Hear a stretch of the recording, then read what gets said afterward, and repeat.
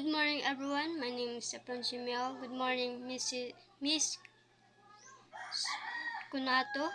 And this is my topic. It's all about intellectual property. Intellectual property refers to creation of mind, such as invention, literary, artistic works, designs, and symbols, names, and images nga magamit nimo sa lain businesses organizations magamit nimo sa lain businesses or organization or individuals like anang e-commerce, online buying o selling sa usa ka products. Lain sad is international trade, export or imports between sa lain countries. Manang some examples of commerce. And there are some intellectual property rights nga nagunit, like patents, copyrights, and trademarks. Mo na sila legally protect sa mga creation sa inventors or creators. Mo ilan ng gamiton is para ang atong inventors or creators is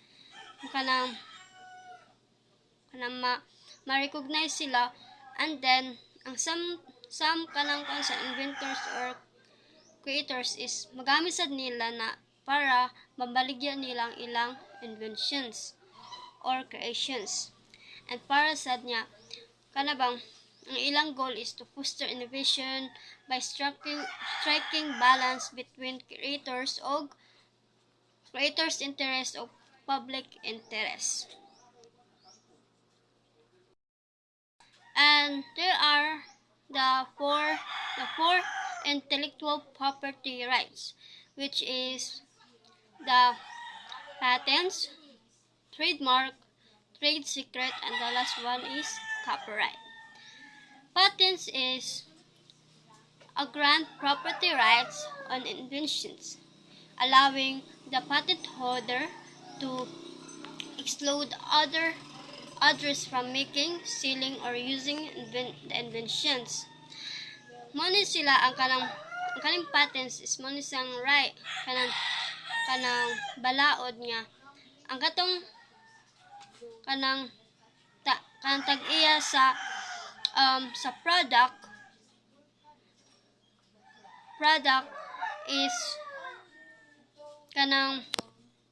mag-allow nga muna silang mag-allow sa uban to make, selling, or use sa ilang invention. And then di ba karon nga generation is kung unsay uso musay paliton. So ang mga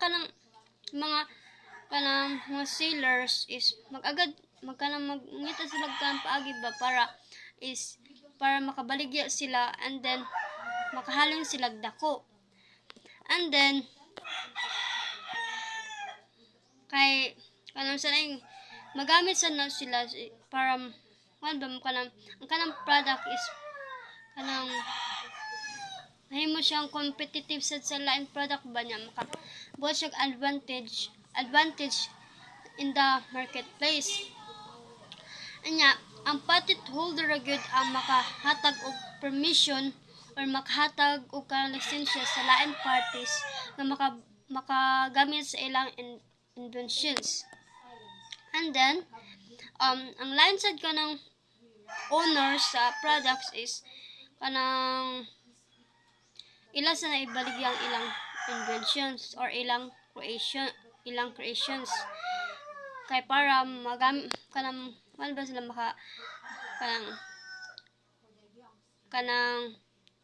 makakuanog nyo other ways sa income, para ay makakuanog lain ways sa income nila. And this is the eligibility of the patents. The Intellectual Property Code of the Philippines sets three conditions for an invention to be deemed patentable. First is it has to be new. The second one is involves an inventive step, and the last one is industrially applicable. How are these defined? In the IP code, an invention is not considered new if it already forms part of the domain of prior arts.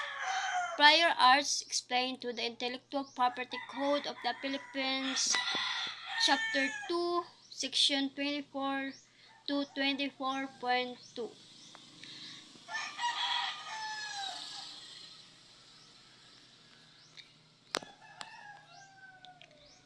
An invention involves an inventive step if having regard to prior art, it is not obvious to a person skilled in the art at the time of the filing date or priority date of the application claiming the invention. An invention that can be produced and used in any industry is considered industrially applicable, which is ang katnang code nga Intellectual Property Code of the Philippines, Chapter 2, Section 24 to 24. I'm not mistaken, man siya ang imong prior art is kinahanglan nimo mapass before ang kanang filing date or application. So dito kung unsay design or slogan nimo. And then term of protection. The term of protection is the patent shall be 20 years from the filing date of the application. The patent must be maintained yearly starting from the fifth year. The second one is trademark. A trademark is any special mark which differentiates goods and services of one entity from its competitors. Intellectual property examples of trademarks are slogans, logo, colors, or even sounds. Trademarks may sometimes overlap with copyrights. For example, it is possible for a logo to be registered as a trademark and also be copyrightable as an artistic creation. Ang kaning trademark is mo ni siya ang rights nga nagprotect sa kanang sa slogans, logo, or even sounds para dili siya masuno sa uban. And then ang trademark registration kay valid siya within 10 years, and then ma-renew nimo after 17 years. And then ang renewal fee niya is made 6 months before sa expiration. And then kung dili nimo siya kanang ma-registers, ay pwede nimo siya ma-register kanang before 6 months or after 6 months. Di na siya valid if dili ka makabayad or di ka ka-renew sa imong bayaranan. This is the trademark eligibility. The Intellectual Property Code of the Philippines prescribes grounds for non-registrability. See Intellectual Property Code of the Philippines, Section 123. Generally, the distinctiveness of the mark is the key point of consideration. And this is the term of protection. At a trademark can be protected in perpetuity if regularly monitored and properly maintained. The period of protection is 10 years from the date of issuance and is renewable for a period of often 10 years at a time. The third one is trade secret. A trade secret is a formula, process, device, or other business informations keep private to keep business advantage over the business competitors.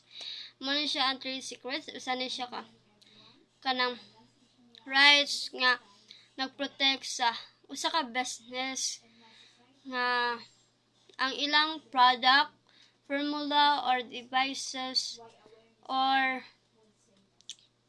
other business information is to be private para over sa kanang other business competitors. Intellectual property example of common trade is secret includes kanang kuan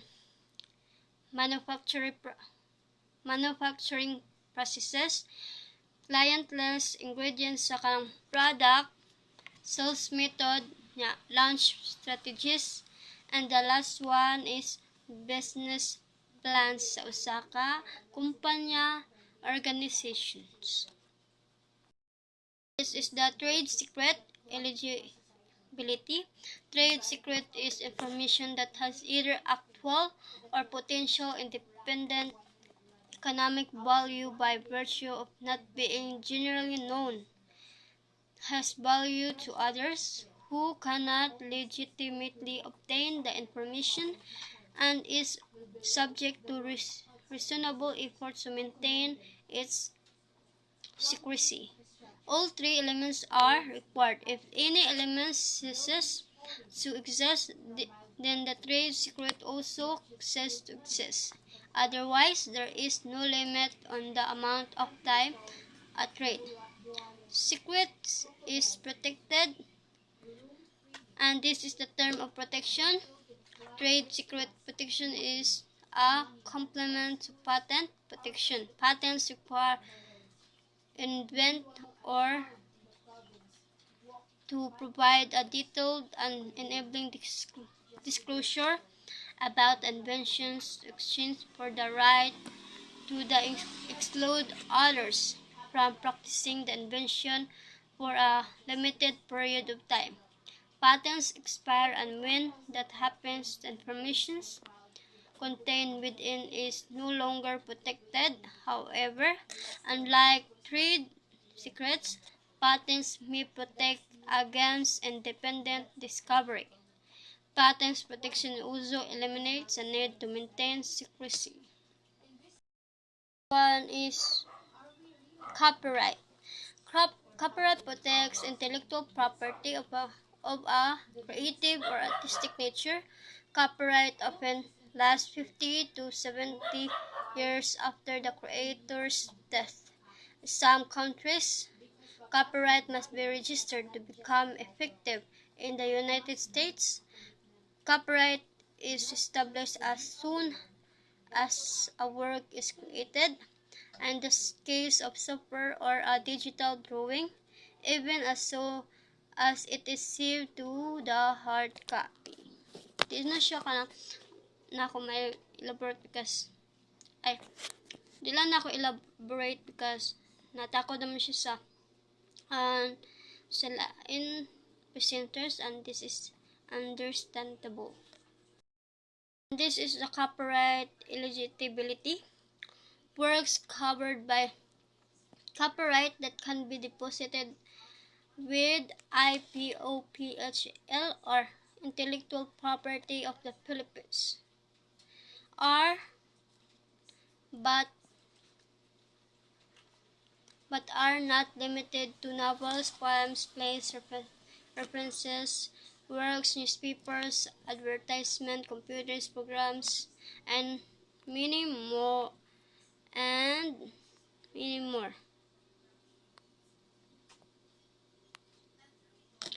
Mao ni siya ang intellectual property of the Philippines. Mao ni sila ang government nga nag nag nagkuan ani nga balaod nag-hold. But di siya kanang limited sa kaning nga mga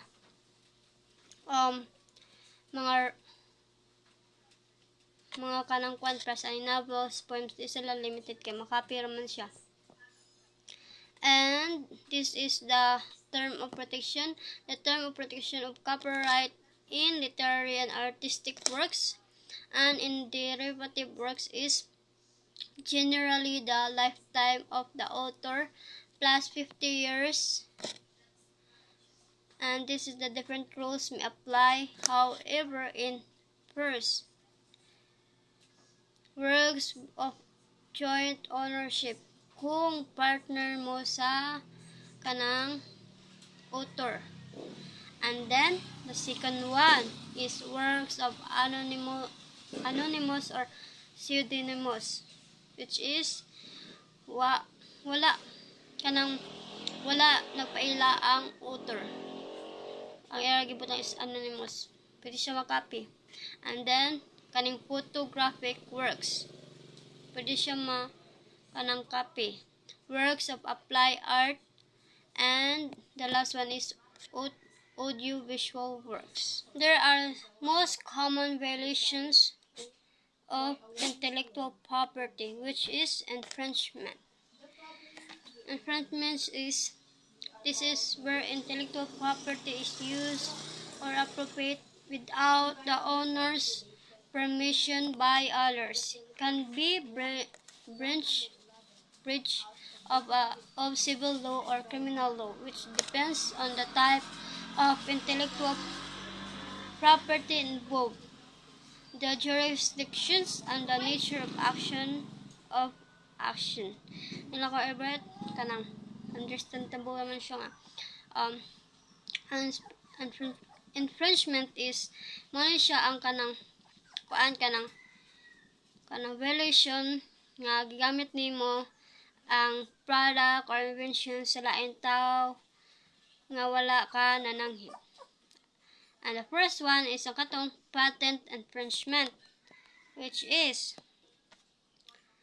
someone has sold or used a patented invention without the permission of the person who owns the patents.